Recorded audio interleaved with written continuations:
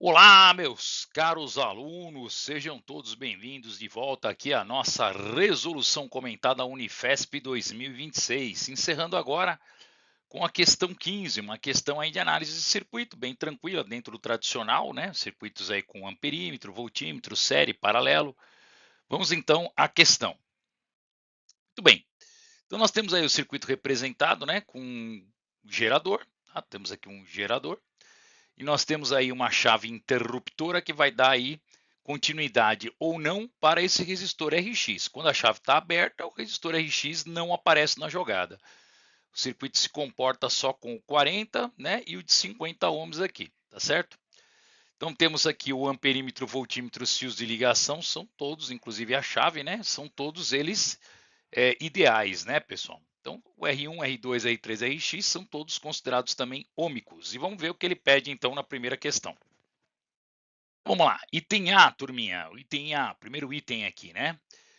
Então, sabendo que a chave C está aberta, aqui embaixo, ó, a chave está aberta, né? Então, esse RX aqui já era, turminha, tá? Indicação do voltímetro, ele está apontando aqui 15 volts em cima desse cara aqui, ó, do resistor R3, tá? Então, ele está em paralelo, o voltímetro tem que ser ligado em paralelo, né? Toda, senão ele queima. Ele não pode ser ligado em série, né? Senão que ele queima, não. Se o voltímetro ligado em série, ele não funciona, na verdade, né? Ele vai abrir o circuito, porque a resistência interna dele é muito alta, né? Muito bem. Então, nessa situação, indicando pelo amperímetro, a corrente indicada pelo amperímetro em ampere e a potência do resistor R1 aqui, ó, de 40 watts, seria qual? Então vamos lá, ele quer esta corrente elétrica que passa pelo amperímetro e ele quer esta potência aqui, tá bom? Então vamos lá, pessoal, usando a primeira lei de Ohm, né, o Curie, nós vamos calcular então a corrente elétrica, tá? Muito simples, nós temos aqui a tensão e temos a resistência, 15 dividido por 50, você vai ter 0,3 é a indicação do amperímetro, tá certo? Muito bem, lembrando que essa parte do circuito RX não existe. Então, se a corrente elétrica que passa por aqui é de 0,3 é também a corrente elétrica 0,3 ampere que circula por aqui, ó, em cima do resistor. Quando você tem corrente e resistência, como é que você calcula a potência? Pelo PIR, né, turminha? PIR.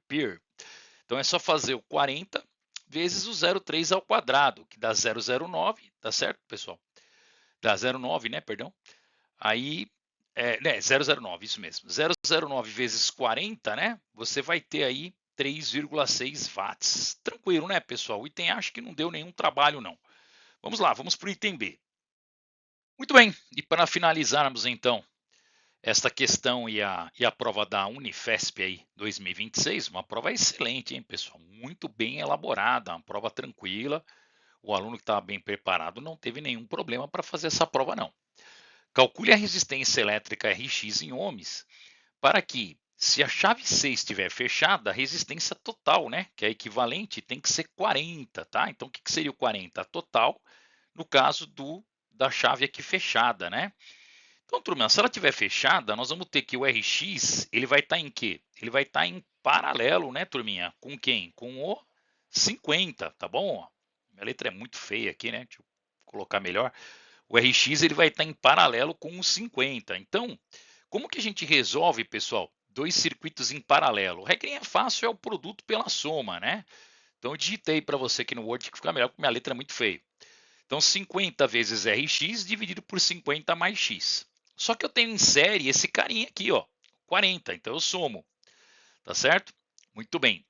Isso tudo, pessoal, vai ter que dar quanto? Vai ter que dar 80, né? Aí você vai falar, ué, mas ele não falou que o resistor final, o equivalente teria que ser 40, né? Então, turma, é 40, mas veja bem, o que acontece aqui? Aí que eu queria que você prestasse um pouquinho de atenção. Nós estamos fazendo este lado aqui. Se o resistor final tem que dar 40, todo este lado do circuito aqui, ó, pessoal, todo este lado do circuito aqui, ele tem que ser 80. Por quê? Porque se ele for 80, 80 em paralelo com 80, quanto que vai dar? Vai dar 40, né? Então, para que dê 40, pessoal, significa que todo este lado aqui, ele tem que ser 80. Essa é a grande sacada que eu acho que já dá para você daí tirar, né? Agora, levando 40 para cá negativo, fica 80 menos 40 dá 40. E multiplicando em cruz, né? Nós vamos ficar 40 vezes Rx, né? Vai dar 40 Rx. E 40 vezes 50 vai dar o quê? Vai dar 2.000. Isso é igual ao 50 Rx. 50 Rx menos 40 Rx dá 10 Rx igual a 2.000. Cortando um zero de cada lado aqui, pessoal, o Rx então é igual a 200, tá bom? Então, esse é um método, acho que é o mais tranquilo de fazer, o mais rápido, né? O que o aluno tinha que visualizar era isso, ó, tá vendo esse resistor que ele deu aqui de 80 ohms? Ele está em paralelo com o gerador. Como que eu tenho uma resistência total de 40 toda? Isso que eu não entendi. Ó, como a resistência total equivalente ela é 40, que ele deu, ó, a resistência total equivalente é 40, pessoal. O 80, ele está em paralelo no circuito, não está? Ele está em paralelo com quanto? Com X. Agora, Todai, quanto que é X? Né? Qual resistor que paralelo com 80 dá 40? Ah, o resistor em paralelo com 80 pela regra prática tem que ser o próprio 80. Sim, o X tem que ser 80. Então, essa resistência total do circuito aqui, que eu vou chamar de X, a resistência equivalente, né? A resistência equivalente X, ela tem que ser 80, galera.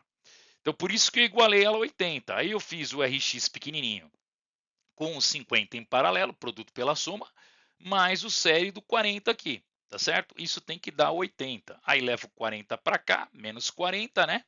Então, você vai ter 40. Pega o 40 e multiplicando aqui o 40 em cruz, né? 40 vezes Rx dá 40 Rx. E 40 vezes 50 dá 2.000. E aí, tranquilo, né? 50 menos 40 dá 10 Rx, corta um zero, 200 aí, tá bom? Isso aí, pessoal. Qualquer dúvida, deixe no seu comentário, tá bom? Uma prova, como eu falei, muito bem elaborada pela banca, ela cobre toda a área do ensino médio praticamente, deixa quase nada em branco.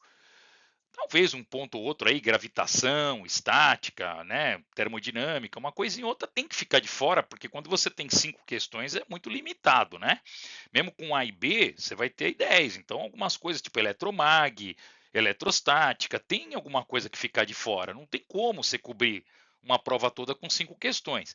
Mas eu acho que eles cobriram de uma maneira bem ampla, tá, pessoal? Não deixaram assim grandes desfalques e temas importantes, né? Por exemplo, entre eletrodinâmica e eletrostática, a gente tem que sempre dar preferência para eletrodinâmica, né? Então, tá certo, pessoal. Eu acho que dentro do possível aí, a Unifesp fez uma prova muito bem elaborada, tá bom? É isso aí, não deixe de curtir, de enviar para o seu colega, porque eu tenho certeza que você já garantiu sua vaga. E qualquer dúvida, deixa aí nos comentários. Um grande abraço e até a próxima resolução.